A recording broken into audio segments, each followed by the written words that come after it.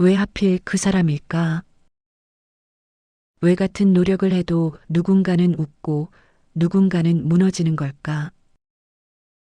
왜 이유 없이 반복되는 실패가 있을까?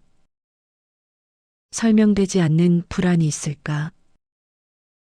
도망쳐도 따라오는 고통이 있을까? 불교는 말한다. 이 고통은 지금 이 생에서 처음 시작된 것이 아니라고. 사람들은 태어날 때 빈손으로 오지 않는다. 보이지 않는 짐을 하나 들고 온다. 그것의 이름은 엄. 그리고 그 업은 그들이 기억하지 못하는 전생에서 이미 시작되었다고 불교는 말한다. 업은 저주가 아니다.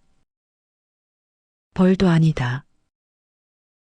업이란 행동의 흔적이다. 말 한마디, 선택 하나, 외면했던 순간 하나. 그 모든 것이 사라지지 않고 마음 깊은 곳에 저장된다. 그리고 그 흔적은 형태를 바꿔 다음 삶의 조건이 된다. 부유한 집에서 태어나는 것, 가난 속에서 시작하는 것, 사랑받는 인연, 끝없이 상처 주는 인연. 우연처럼 보이지만 불교에서는 우연이 아니라고 말한다. 모든 것에는 원인이 있다. 다만 인간이 그 원인을 기억하지 못할 뿐이다. 전생의 업은 바로 벌로 나타나지 않는다. 씨앗처럼 묻혀 있다가 조건이 갖춰질 때 싹을 틔운다. 전생에서 타인의 고통을 가볍게 여긴 사람은 이 생에서 자신의 고통을 아무도 이해해주지 않는 삶을 산다. 전생에서 약자를 이용해 이득을 본 사람은 이 생에서 누군가에게 반복적으로 이용당한다. 무섭게도 업은 가장 닮은 모습으로 돌아온다. 고통의 형태는 달라도 본질은 같다. 한 생에서 뿌린 씨앗이 다른 생에서 열매를 맺는다. 그것이 업보의 법칙이다. 아무 잘못도 하지 않았는데 불행이 시작됐다고 느끼는 사람들이 있다. 사람들은 그들에게 말한다. 내가 예민해서 그래. 운이 나쁜 거야. 하지만 불교는 묻는다. 정말 아무 원인도 없을까?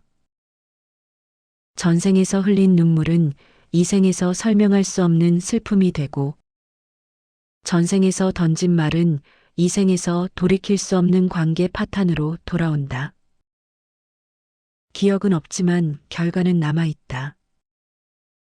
그래서 사람들은 이유를 모른 채 벌을 받는 것처럼 느낀다. 하지만 더 무서운 진실이 있다. 전생업보의 가장 무서운 점은 피할 수 없다는 것이 아니다. 모르고 반복한다는 것이다. 같은 성격, 같은 분노, 같은 선택.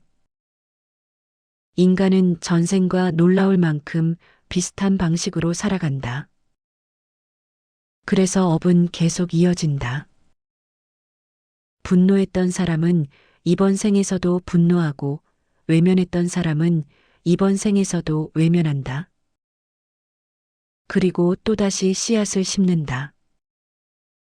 다음 생을 향해 무한히 반복되는 업의 굴레 속에서 불교는 말한다. 업은 신이 내리는 심판이 아니라고. 업은 인간이 살아온 삶의 기록이라고. 누군가를 울렸다면 그 기록이 남고, 누군가를 살렸다면 그 기록 또한 남는다. 그래서 업은 공평하다.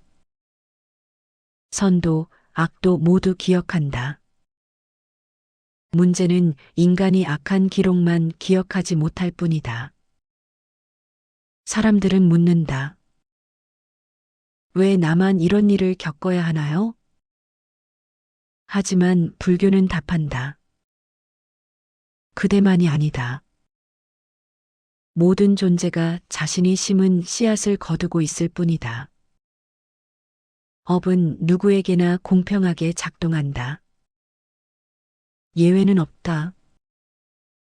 그렇다면 인간은 영원히 업의 굴레에 갇혀 있어야만 하는가? 불교는 여기서 희망을 말한다. 업은 고정되지 않는다고.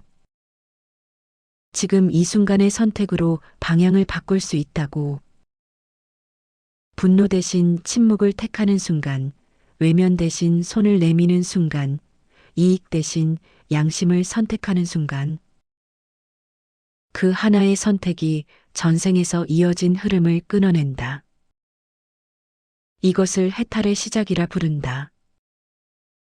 하지만 쉽지 않다.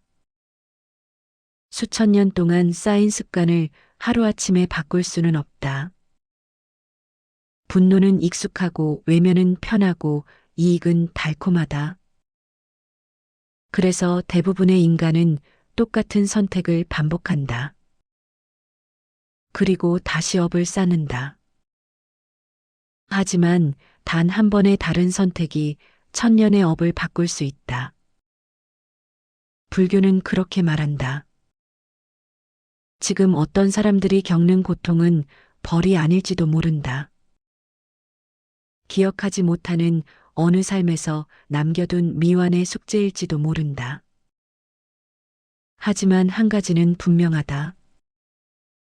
지금의 선택은 다음 삶의 원인이 된다. 사람들은 오늘 어떤 씨앗을 심고 있는가? 분노인가? 용서인가? 외면인가? 연민인가? 양심인가? 업은 말이 없다. 판단하지도 않는다. 다만 반드시 되돌려줄 뿐이다. 언젠가, 어떤 생에서 기억하지 못하는 형태로